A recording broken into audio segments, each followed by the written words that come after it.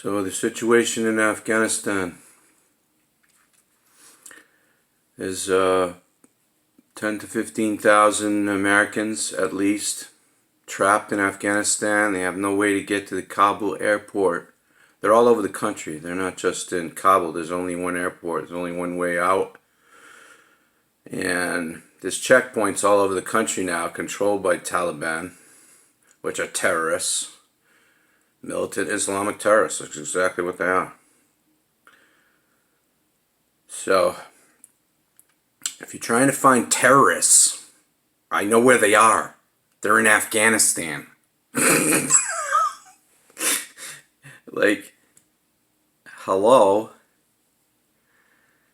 So you have a choice right now. You can either let thousands of Americans not get to the airport and be held hostage, tortured, abused, murdered, and abandoned and betrayed and left behind, or you can go get them. And that's basically it. You have a moral choice. And there's 100 different things you could say about why we should have never even gotten this situation, but the way out now, you keep sending these transport planes in, loaded with military equipment and troops, so by the time the deadline shows up, you've got, I don't even know how many thousands of U.S. troops all over that airport and massive amounts of military equipment, or whatever you can get in, and you break through the perimeter that the Taliban has encircled the airport with, and you provide safe passage. You create safe corridors throughout the whole country, and you go get them. Why do you have a $700 billion military budget for if you're going to leave Americans to die? If you're not going to protect your own people? These are people who work for the government, a lot of these people. These are people in the State Department and Foreign Service. These are people who are loyal to America and serve the government and the people of the United States. They can't be left behind. It's impossible. You can't do it. Otherwise, what's the point of having a military if you're not going to protect your own people? There's 75,000 Taliban fighters. The U.S. military has over 1 million active duty. They go in there and clean that up in a matter of weeks. Taliban will be running terrified. They could take over that whole country again. Last time we invaded, it was like, this is an estimate, I don't know. But last time it may take more than weeks, may take months, but whatever it takes, that's what the troops are for, to protect the United States citizens. This is what they train for, it's what they're equipped for. This is their purpose. You do not leave your people behind. Not to mention the 100,000 Afghanis, 15,000 interpreters and their families that are going to be murdered and tortured. There's thousands of Christians all over Afghanistan. 5 to 10,000. They'll all be killed. There's relief agencies, government agencies, there's all different types of Western workers trying to help the people of Afghanistan. The Taliban are terrorists. We never should have left anyway, obviously. We got 50,000 troops in Japan. Why would we leave Afghanistan? Where that's the, terrorist safe haven if we leave. You would never leave. You would keep a base there to suppress it, to keep it from reforming. So, but if you were going to leave, you wouldn't shut down all your bases. You'd get all your American citizens out first. You'd get all your interpreters, everyone who helped you. You'd get everybody out. You'd take months doing it if you had to. You could transport 150,000 people out of that country before you shut down all these bases and remove your military. They're the last to go. That's obvious. So they knew full well what they were doing. And now the only moral path is to go back in. So they forced us to go back to war with the Taliban and invading Afghanistan again by doing this, by doing it this way, by creating this situation. Now our only moral choice is to go save Americans, send the troops in, rescue thousands of Americans, thousands of Afghanis that are our allies, that supported us and helped us and fought against Islamic terrorists with us for years, and their families. So they've tied the hands of our foreign policy at this point. There's no other recourse but to go back in. So what I would be doing right now is shipping troops and equipment into Kabul airport. They don't even have a perimeter around the airport. They don't. The United States controls like one side of it. Step one, send in whatever amount of troops you think you need and whatever amount of equipment and types of equipment you think you need to establish a beachhead, and then take over the country again, search house to house for every American. So they've got a war on their hands.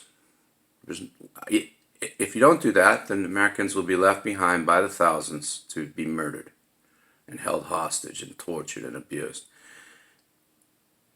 Like, this is why we have a military. So we can fight evil people and restrain them by force. This is the purpose of the military, to protect the United States citizens. So this is the only thing we can do now, is to go get our people. Send in the troops. Get our people out. And our allies out. And their families. In the fall of Saigon, Gerald Ford transported 130,000 people out of South Vietnam. So what's Mr. Biden doing? On vacation? Talking about a germ? Go get your booster shot. Thousands of Americans have been betrayed and abandoned and left behind with no way to get to the airport. Provide security. Normal people feel. They have compassion. They love. They care about fellow human beings. They will render aid. They are not derelict in their duty. You got hundreds of thousands of servicemen all over America go right back in there and take that country over. And that's what we have to do. There's no other recourse other than to leave Americans behind. We can't do that. We can't do that. So, Mr. Biden, I respect the president, I respect our government, but this is dereliction of duty, is failure to render aid, and it's totally unnecessary. The United States has great power militarily. They can take over that country and crush the Taliban. But probably thousands of troops will die then. That's possible too. But you can't just do nothing. You can't just abandon thousands of American citizens, just leave them to die and be tortured and held hostage and abused. You've got to go in, you've got to go get them and take them out of that country. The Afghan people would rise up on our side if we came to their rescue and to their aid. This whole thing would turn around, I believe. You go in there, you go house to house if you have to, or hovel to hovel. So a lot of these people can't read or write or even count. They're like illiterate goat herders with guns. They can be overpowered. We have air support. We have all kinds of ways to turn this around. I'm not saying American soldiers won't die. But if you don't, then you've trapped 15,000 Americans behind enemy lines with no way out of the country. and just abandoned them, betrayed them. People who loved America, people who supported the government, supported the United States, worked for the United States. And even if they didn't, if they're an American citizen, then you need to go get them. Any decent, normal, sane human with actually still feels for people would understand this. So, I plead with you to share this video. And we can't just leave them behind. We can't leave behind our own people. He's put us in a situation, this heartless man. Mr. Biden is a heartless man, I'm afraid. He's done a terrible thing. I don't know why he would ever do it this way unless he wanted us to have to go back in. But whatever,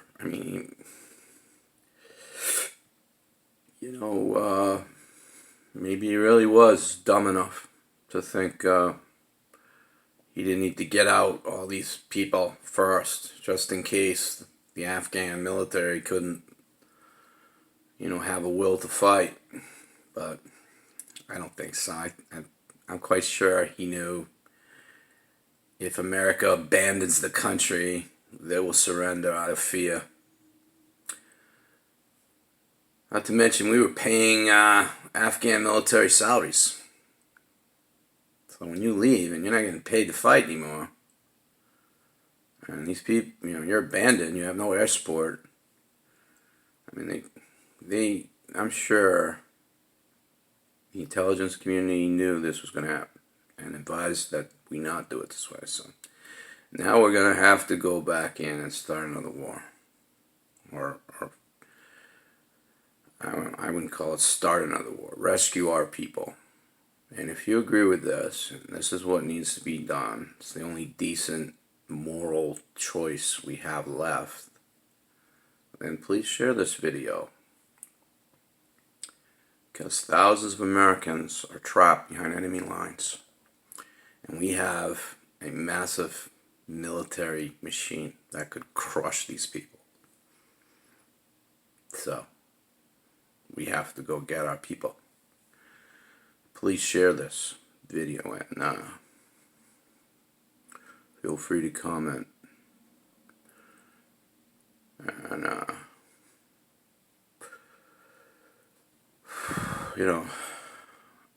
you can't just stand back and let your own people get killed and held hostage and abused and tortured.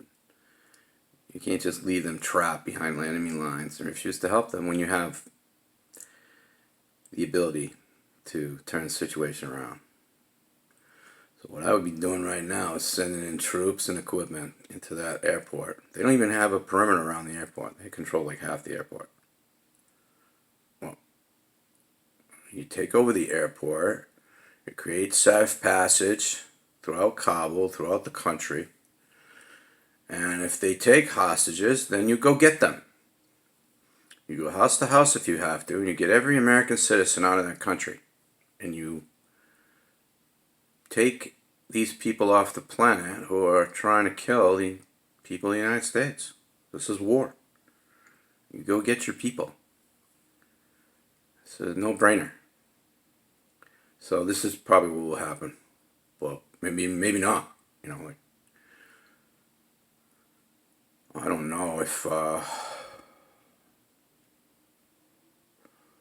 there's political will for this, so we'll see.